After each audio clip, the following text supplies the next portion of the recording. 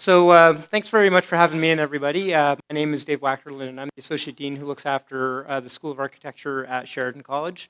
I also have a history with the School of Applied Chemical and Environmental Science. I looked after them for 4 years. I was thinking about the turnover that Alan was mentioning here, and I thought to myself, oh, we're not like that. And then I went, oh, wait, I just left the School of Chemistry, so maybe they think that as well. You'd have to invite them. And now I do when I gave up chemistry, now I do another job for half of my time at Sheridan, which has got a really cool title called Special Advising on Academic Resource Planning and Allocation, which basically means I think about money in academic ways.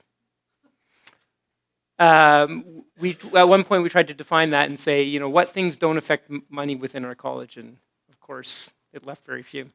So I have a little bit different take here because I'm not a mathematician.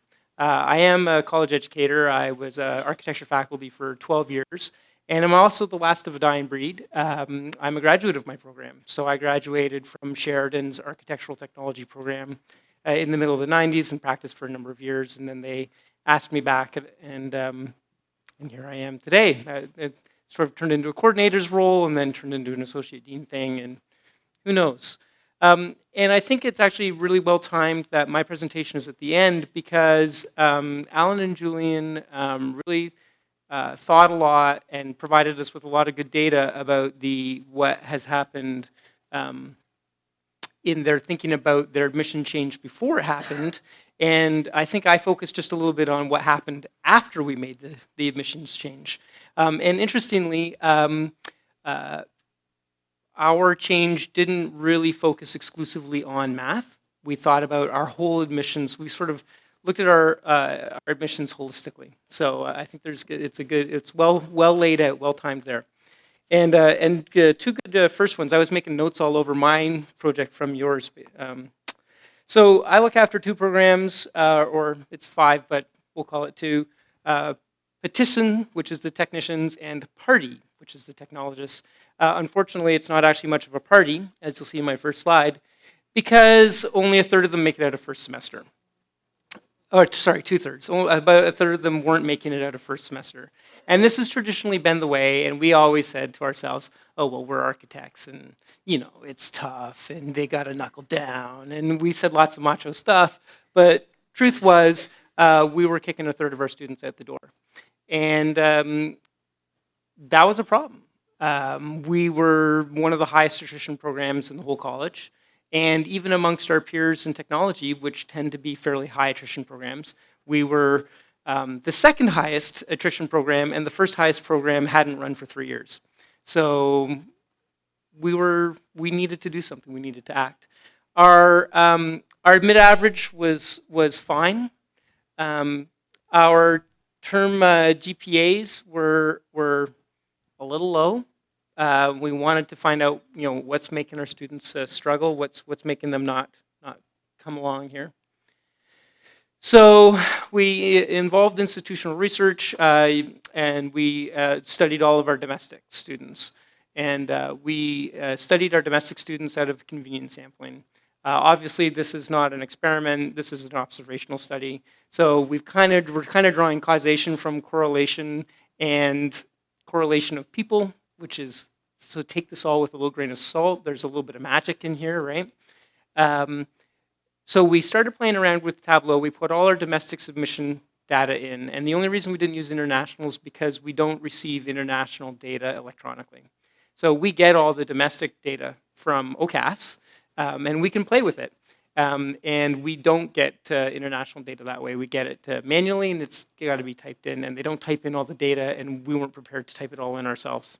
So grain of salt, this is domestic students. And international students are an increasing population at Sheridan. They make up about 15% of our total population at this point. So an important stakeholder group for us. So what did we find? We found that when we looked at the number of students who came in, that this probably confirms some bias you have, that students who had very low high school grades weren't very successful in our program. And we looked at that from a bunch of different ways. We didn't just look at math, although it's really tempting to look at math. Our program does have a full stream of math courses, and it has 5 what we consider to be math courses. So we teach first semester math, which is, I think, very easy, is sort of a grade 10 level, grade 11 level in my history. We teach an applied calculus, which means low-level calculus. And then we kind of jump into structural stuff. So then we do a statics course, which is a little bit more involved mathematically, and strength of materials and theory of structures. So, we looked at math because we thought that math was really important, and we do a lot of math in a lot of different courses. There's a broad application. What's the course that doesn't use math in architecture? History, gen eds, sometimes, right? We also looked at English. We thought that maybe communication skills in general. We thought about art courses. Of course, not enough students had taken art courses to really study them.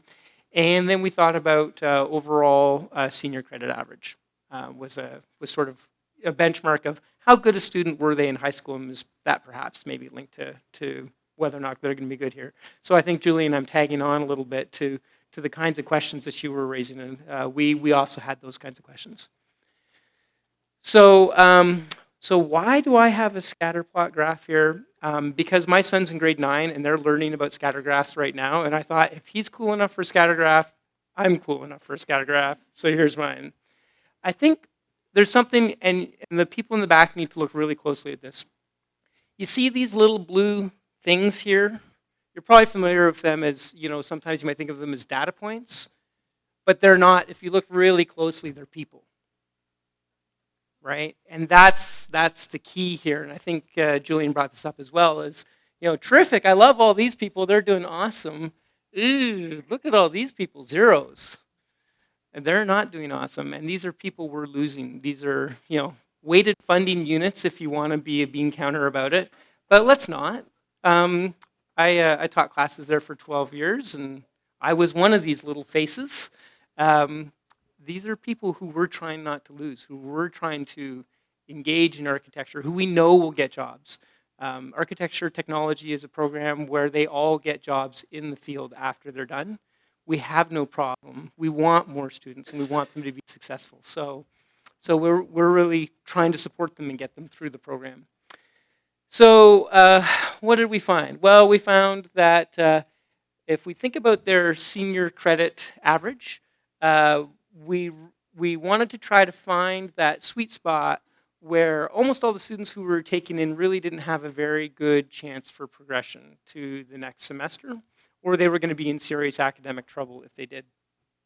And you'll get a little bit further along, but you'll find that compared to their senior average, that there is a strong correlation to how successful they were as secondary school students to whether or not they progressed.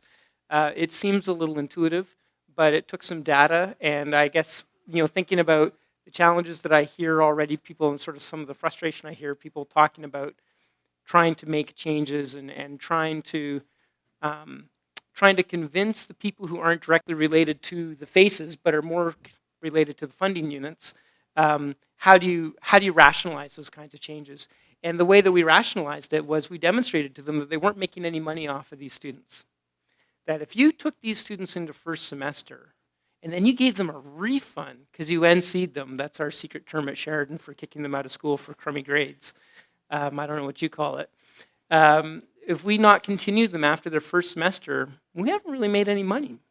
We've put all this effort into them. We've built all these classes. We've set aside all these rooms. We've kept them for a semester, and we've out the door. Well, what are we up? $100? A couple $100? It's not worth it. So we tried to find that sweet spot. At the time that we engaged this, I was the coordinator of the program, and I was really pushing us this way. It's interesting to see how my opinion has changed a little bit. I was really pushing us this way. And I think, looking back on it, that there might have been a little bit of selfishness in that, because I was also a teacher. And of course, a room full of bright, eager, engaged students is much more enjoyable to teach than a room full of disengaged or struggling students. Not the struggling students. Struggling students can be really welcome as well, but disengaged students are, less enjoyable. So I think my own personal bias pushed me this way a little bit. we settled on 65. Essentially, it was a bean counting versus desire opinion. We looked at that spot and we said, what's the line where we can lose some of these students and we're not really going to see it in our contribution, where it's not going to make a noticeable difference. And we found that 65 was that line. I debated it was closer to 70, but I think it was in between. And we settled on the conservative side with the idea, oh, we'll boost it up to 70 if we ever get there. So another cool scatter graph, and this one's much more scattered. This is actually our math mark. So this is the relationship, or should I say less relationship, between their math marks compared to their overall senior credit. So if you, I know that there's a broad spectrum of math people here, but let's think of it as a picture, not as a graph. Don't think of it as math, think of it as people. These are all people who clearly have something in common, don't they? And those people are sort of all over the map. We don't really know what they're doing. They're kind of hanging out. These people are all clearly going someplace, whether we want them to go there or not. They have a direction. Those people are very much more fragmented, much less. We're much less able to make predictions about where they're going or what they're doing. So that's what the math, of course, shows, is that math grade was not a really adequate predictor in terms of changing our admission standard. And remember, we're not trying to say, is math important in our program? We're not trying to say, is math important in high school? We're not trying to say, is math important in their career? We're trying to say, can we predict who will be successful by what their incoming secondary school mark is? And the answer to this is, yeah, but not as well as that one. So we picked the one that was a better predictor. And it's not to, again, not to devalue math. There are as many math courses in our program, less one, as there are studios. So we consider it important. We just don't think of it as very predictive. And does this mean that they're not as good at math? It doesn't actually. That's right, Julian. It actually means we don't know. They may be really good at math. They may not be really good at math. They may be taking crummy high school courses. They may have been pushed through the system. Or there's also a bunch of them doing really well. They may have been excellent. And where do we see the biggest change? Well, we see the biggest change when we lost grade 13 OAC. That's where we see the biggest change, right? Why is that? Because all these students who were taking grade 13, who were taking OAC, and we're mostly all taking a math class, they're gone. We're not getting them anymore. They've already gone someplace else, most of them the university. And then for those of you who teach that kind of program, now we see them as people who deselected out of university. So now we see this increase in people who've done a couple of years of university. And of course, they don't really pop up on this now, right? They don't show up on this data. Okay, so what did we do with this? I'll just make an interesting aside. Alan, I checked out the Sheridan chemical engineering admission. I don't know if you were using chemical engineering, but we don't take math in chemical engineering, so there we go. So what did we do to our overall average? Well, we kept our English and we kept our math requirement the same, and that conversation about acknowledging that students in secondary school so often have no idea what they're doing when they're even leaving grade 12. I mean, heck, I went and did an English degree before I found architecture. And then I did a master's degree in education afterwards. I had no idea. I was 25. So, okay, maybe not 25. 21 or 2 before I really figured out where I was going. So I think we need to acknowledge that in our secondary school leavers, that those decisions they make early on. Does my 14-year-old turning 15-year-old son know whether he's taking physiotherapy, pre-health sciences, or whether he's going to go into engineering? He doesn't know. He just knows he wants to play basketball this afternoon. So that, but the other thing that we know is that if he's a good high school student, if he understands the importance of learning, if we emphasize with those students, we're going to reward you for being successful and engaged at school. And I actually wrote a paper a little while ago on, I actually think it's the engagement piece. It's not actually how smart in math are you? how smart in English are you? How many years have you been in Canada? Those aren't actually really great predictors. The really great predictors are you engaged with this? Is this actually intrinsically motivated to you? And if you correlate, and I don't causate, but if you correlate senior credit average with engagement in secondary school, and then suppose that that will continue on into engagement in post-secondary, then that becomes your strongest measure. It's just really tough to measure engagement.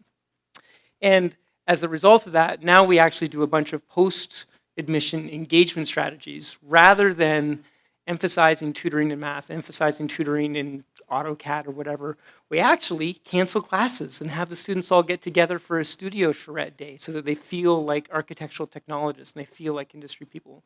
We bring in speakers, we have movie nights, we make sweatshirts of our school to really try to engage them in their studies. Okay, so what did we find?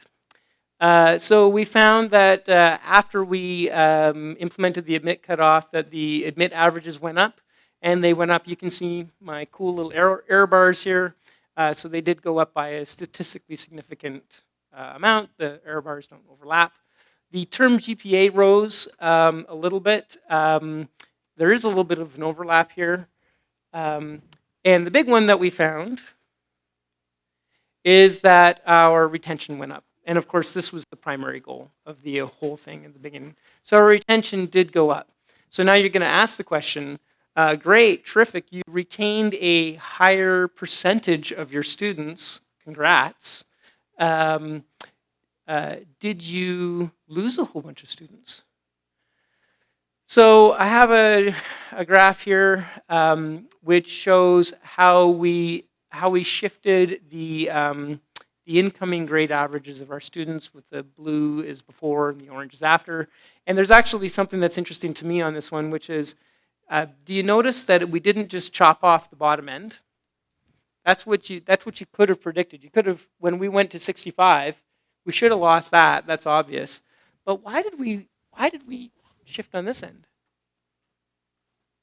And again, I sound like Julian here, but so you've gone before me well. We don't know why did the whole graph shift over there, and this makes me think it was funny. We were talking. I was talking with the people in IR who prepared all this documentation, or all of the chart side of the documentation, and we were talking about